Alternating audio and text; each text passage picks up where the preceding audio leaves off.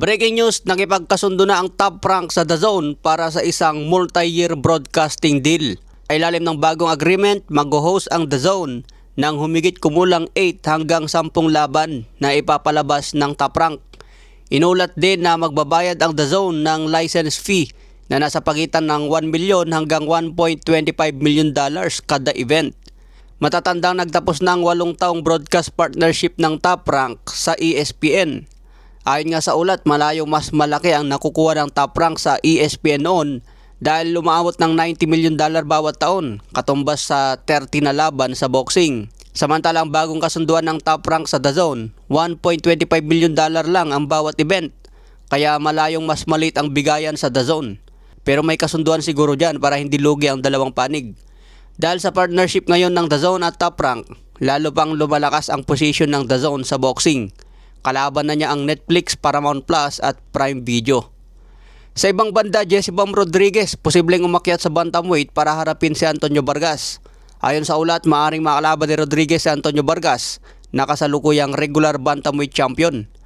Dahil tinanggal na kay Seiya Tsutsumi ang WBA belt dahil hindi makapagdepensa kay Antonio Vargas.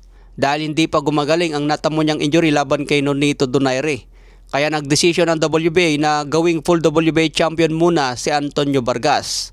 Ilalagay muna si Seiya Tsutsumi sa champion in recess habang nagpapagaling pa.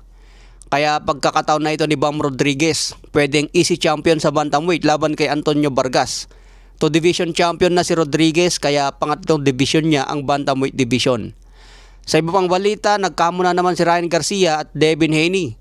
Sabi ni Ryan Garcia, kapag nag-rematch sila ni Devin Haney, sinasabing hindi na raw muling makakaapak sa ring si Haney pagkatapos ng laban nila.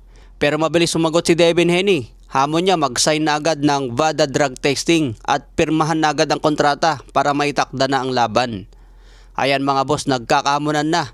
Sana matuloy na ang rematch na ito para magkaalaman.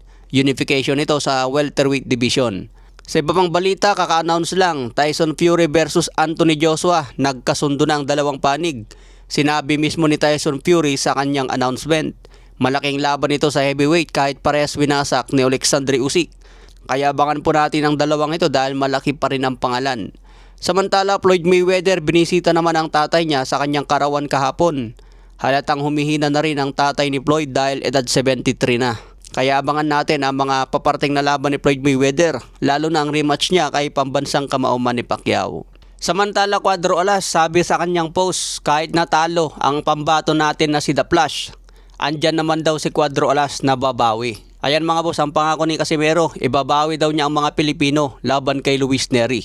Kaya abangan kung may panalo ni Cuadro Alas ang laban ngayong April 18.